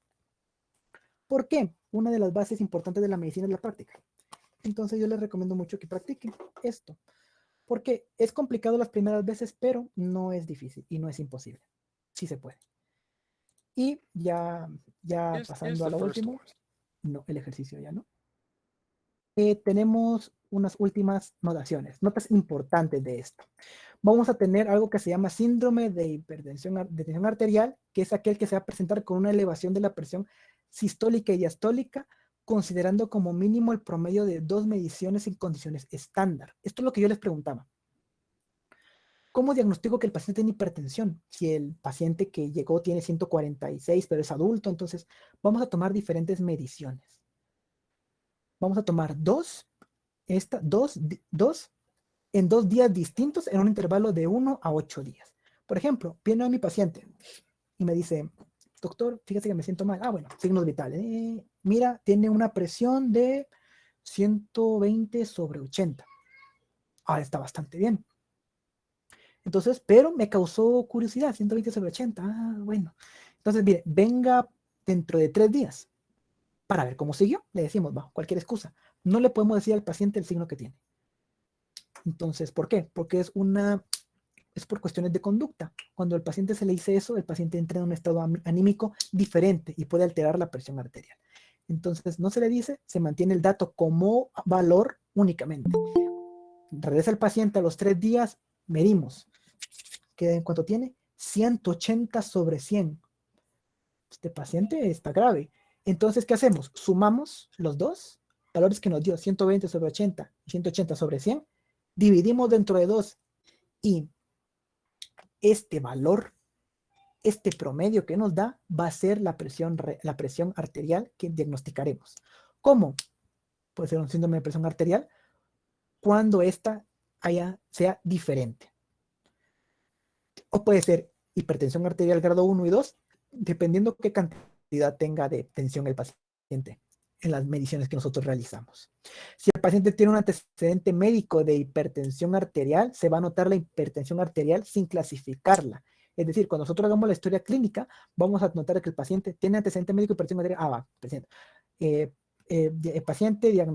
Paciente refiere hipertensión arterial con 3 años de evolución, pero no la vamos a medir y no la vamos a medirla por naturaleza, pero no la vamos a poner como un signo que nosotros encontramos, porque esa ya fue, por decirlo de alguna manera, diagnosticada y ya se tiene conciencia de que el paciente sufre esa enfermedad. Entonces, solo se va a notar sin clasificarse, esté controlada o no, o esté tratada o no. Se tiene que poner y se tiene que escribir. Paciente refiere que sufre de hipertensión hace 3 días, se le trató con cierta medicina, a cierta cantidad de horas. Siempre todo eso tiene que ir en lo que es la historia clínica cuando se habla de hipertensión arterial. Y la toma de lectura de presión arterial en ambos brazos puede diferir entre 5 y 10 milímetros de mercurio. Si yo tomo acá y veo que hay esa diferencia, es totalmente normal. Anormal es que aumente de 15 a 20. Cuando hay una diferencia entre estas dos presiones, puede haber un problema. ¿Cuál? El mismo problema que puede haber con el déficit de pulso. Alguna enfermedad que puede ser directamente cardíaca o de los vasos, por ejemplo, aterosclerosis, que pueda impedir el flujo de sangre y la expansión correcta de las arterias. En este caso, la arteria braquial, que es la que se está midiendo la presión. Y si no mal recuerdo, exacto, eso sería todo. Tenemos las referencias que utilizamos, siempre serán textos de apoyo. Va a ser Semiología Médica y Técnicas de Exploración de los hermanos Suros Batlo. Y tenemos el manual de Seidel de Exploración Física, también 9ª edición. Y Semiología Médica, Fisiopatología, Semiotecnia y Propedéutica de Argente y Álvarez. Estos van a ser. Y las imágenes y videos que se utilizaron son para fines íntegramente académicos. Y entonces eso sería todo. No sin antes mencionarles y decirles que pasen a que me sigan en @medicalchris. Ahí subí un post sobre los signos vitales, un pequeño resumen de esto que se ve, de esto que se explicó sobre los valores, para que se tenga un poquito un chivito o algo así. Me pueden contactar por correo, chris.barahona69@gmail.com, y sigan también a la página de Socimed, que fue la responsable de todo esto. Y la última frase: el conocimiento cuando se adquiere se queda en el cerebro, pero cuando se practica se graba hasta en los músculos. Esto haciendo referencia a la memoria neuromuscular que tiene nuestro cuerpo. Entonces, eso sería todo. Ok, muchísimas gracias, Christopher, por este tiempo, por estas técnicas, estos tips brindados. La verdad, siento que fueron de bastante apoyo, más para los que van comenzando y todavía están un poco experimentados ahí en las técnicas. Entonces, vamos a pasar a la parte de las preguntas. No sé si tienes algo que agregar en lo que los demás compañeros dejan sus preguntas. Sí, tengo que agregar que primero hablemos un poquito de esto, de lo que es la sociedad. Socimed nació como una sociedad en la cual nosotros pensamos tener un apoyo íntegro al estudiante, pero no solo al estudiante de medicina como tal, sino que también a ciertos profesionales que estén en el área de la salud y que, una, deseen apoyarnos, y dos, deseen refrescar un poco los conocimientos previos que un día tuvieron y que pueden tener, pero por las actualizaciones médicas nosotros sabemos que la medicina se actualiza constantemente. Entonces, tenemos que hacer esto y estas actualizaciones son beneficiosas. Por eso nosotros pensamos que la sociedad es para estudiantes y para profesionales, pero no solo para ellos, para personas que también les encantan las ciencias clínicas, pero aún no están decididos qué seguir. Nosotros les podemos dar una orientación, decirles: miren, la medicina tiene esto de bonito. Qué bonito es ver cómo funciona el cerebro, cómo regula todo lo del cuerpo humano. Entonces, es muy importante saber eso, que esta sociedad es un proyecto para todos e importante, gratis. Tenemos la idea de tener esto gratis, abierto a todo público, sin ninguna barrera económica, social, ideológica, de ningún tipo. Únicamente tendremos cuestiones médicas, tutorías médicas y todo lo que tenga que ver con las ciencias de la salud. ¿Para qué? Para que el estudiante de medicina pueda sentirse apto y capaz acá, y los que quieren entrar a este mundo fantástico de la medicina, pues puedan ejercerlo, puedan decidir lo que quieren ser y pues que puedan lograrlo. Y para los profesionales, también que nos apoyen. Muchísimas gracias, únicamente eso. Así que si desean pertenecer al grupo Socimede, estaremos encantados de tenerlos acá. Ok, muchísimas gracias. Ahora vamos a pasar a lo que es la parte de preguntas. Primero tenemos aquí una de López Gutiérrez Hidali. Dice, entonces, ¿cuál es la mejor manera de tomar la frecuencia cardíaca? ¿Cuando sea respiración manual o cuando sea respiración automática? Cuando sea respiración automática, porque la respiración manual es modificada por nosotros, entonces no da el valor propio. En cambio, la automática vamos a tener de que es propiamente el cerebro quien dicta, tomando los valores de acidez, es decir, de CO2 y de oxígeno del cuerpo. Al tomar esto, el cuerpo traduce, bueno, estamos en problemas, respiremos más rápido. Entonces respira más rápido, fisiológicamente se respira más rápido.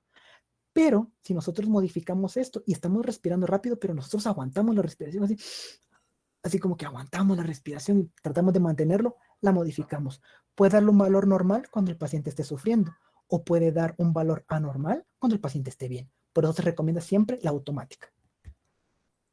Muchas gracias. También dice Génesis Montero, entonces, en caso de que estemos atendiendo a un paciente que sea sordomudo, ¿se podría usar la escala de Wong-Baker? Exacto, sí, se puede utilizar la escala de Wong-Baker porque él no puede hablar o se utiliza cualquier otro tipo de cuestión que sea propiamente adaptado a sus capacidades. Vamos a tratar de mantener siempre el paciente lo más cómodo posible, sin retos, porque estos propios retos pueden generar también estrés que vayan a modificar los signos vitales. Entonces, sí, sí se puede usar. Muchas gracias. También dice Génesis Montero, disculpe, ¿la saturación de oxígeno se tomaría en cuenta como signo vital? No directamente, porque la saturación de oxígeno, al menos en este caso porque se ha visto mucho por el SARS-CoV-2, es un indicativo muy fuerte de salud, pero por esta enfermedad. Pero la saturación de oxígeno se ve cuando hay problemas respiratorios. Si yo tengo algún problema pancreático o algún problema gastrointestinal que represente dolor, mi saturación de oxígeno estará bien o estará normal o no habrá mucha diferencia con lo normal. Por eso no se toma una diferencia o se toma como un signo vital porque solo saldrá alterado cuando haya un problema en la respiración, ya sea en la difusión o en la captación de oxígeno. Ok, ahora Mari Núñez dice, doctor, siempre que me prueban la presión arterial está en 100 sobre 70 milímetros de mercurio. ¿A qué se puede deber eso? Se puede deber a muchos factores. La presión arterial es multifactorial. Nosotros recordamos la tableta 100 sobre 70. Incluso si tenemos 100 sobre 70, esa fue la presión que dijo, ¿verdad? 100 sobre 70. Ajá, sí. 100 sobre 70 está dentro del valor normal. Entonces, variará mucho dependiendo de la persona, los estilos de vida, las situaciones en las que está, incluso el momento en el que se tomó la presión, porque como comentaba con la temperatura, tenemos ciclos circadianos donde aumenta la temperatura, donde aumenta la presión arterial. Entonces, diferirá mucho. Lo que se trata siempre es de que no aumente de 120 sobre 80. Mientras no aumentes de eso, podría decir que en cuestiones de tensión arterial se encuentra bien. Ok, gracias. También nos dice Génesis Montero, doctor, disculpe, ¿una persona que padece de diabetes puede ser propensa a sufrir hipertensión arterial? Sí, sí, es propensa por lo mismo de que, si nosotros recordamos, uno de los factores que influyen en la tensión, ajá, es el volumen de sangre en el sistema arterial. El volumen será el mismo, pero no la densidad. Si nosotros recordamos lo que es la diabetes, va a ser una incapacidad para producir insulina, lo que haga que se acumule mucha glucosa en la sangre. La glucosa, al ser un osmol esencial, va a traer agua, va a aumentar el volumen extracelular, va a aumentar el líquido y va a aumentar la presión. Que esto puede afectar también a los riñones, pero sí, puede aumentar la presión arterial, la diabetes. Muchas gracias. También dice Mari Núñez, sobre el termómetro tengo dos termómetros, uno rectal y uno oral, pero el rectal que tengo no se parece al que usted mostró. Entonces estoy insegura si de verdad sea rectal.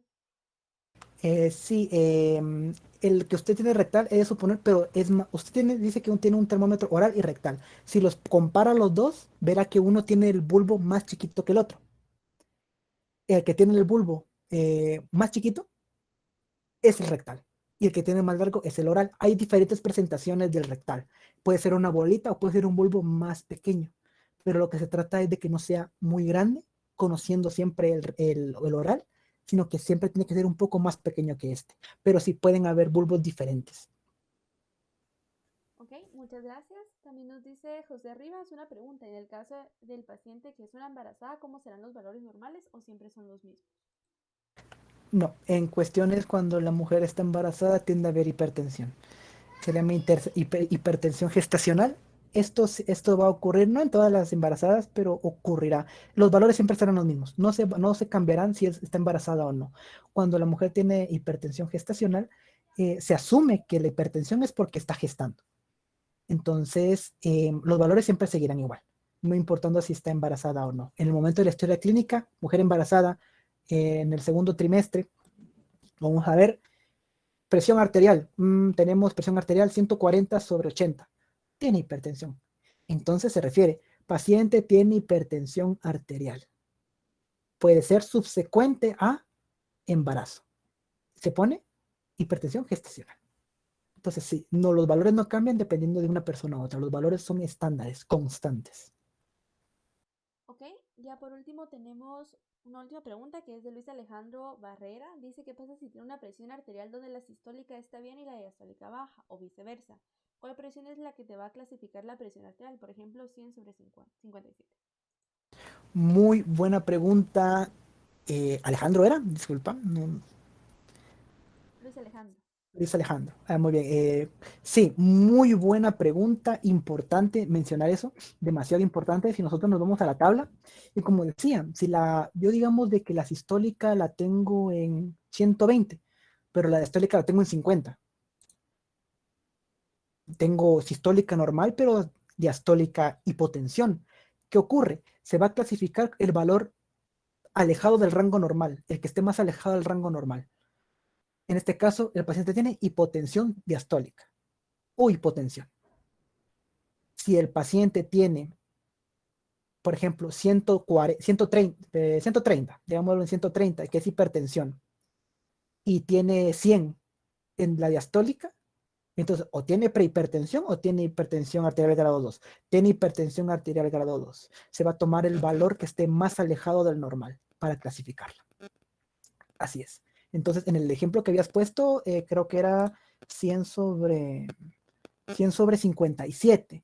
En este caso, 100, que es presión sistólica normal, y 57, que también sería presión diastólica normal dentro de los parámetros acá. Pero se entendió el ejemplo, entonces sí sería hipotensión en este caso. Ok, muchas gracias. Pues por ahora ya no hay más preguntas, esas serían todas. De igual forma les compartimos el formulario de asistencia, que es un pequeño quiz, no hay palabra clave, únicamente tienen que responder las preguntas según lo que el compañero explicó. Y de igual forma, agradecerles por su tiempo, se les estará llegando lo que es su diploma de participación por el grupo de WhatsApp, así que por favor no se salgan. Y también diciéndoles de que se pueden unir a nuestro equipo de SOCIMED. Actualmente estamos buscando personas que se animen a hacer ponencias, a crear contenido médico, las personas que estén más que todo interesadas en lo que es la medicina. Realmente no tiene ningún costo y es más que todo para aprender y difundir esos conocimientos de medicina. De igual forma, esta grabación va a quedar en la página de YouTube que es de SOCIMED.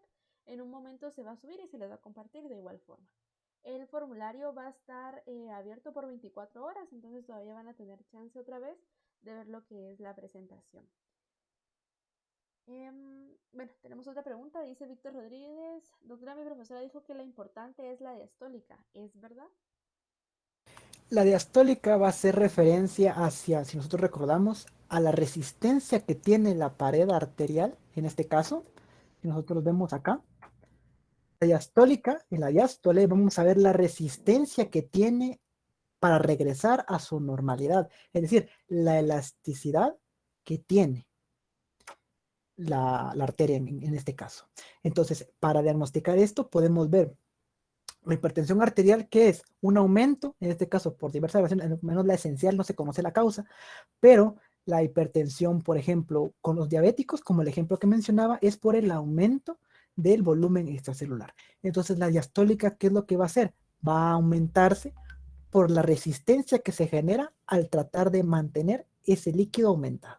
Entonces, podría ser que la diastólica sea la más importante, pero ambos valores son relevantes. La diastólica, si nosotros vemos acá, la sístole, perdón, la sistólica va a ser la fuerza que tiene el corazón, mientras que la diastólica, la fuerza que tienen las arterias. Dependiendo de lo que se quiera referir, puede dar una, por ejemplo, en la sístole puede ser problemas cardíacos y en la diástole pueden ser problemas de debilidad arterial, por ejemplo, déficit proteico. Pero sí, ambos son importantes. Bueno, muchísimas gracias. Ahora sí son todas las preguntas. Vamos a dar por concluida esta sesión. Muchísimas gracias a todos y cualquier cosa se pueden comunicar con nosotros por medio de WhatsApp. Que tengan todos una feliz tarde.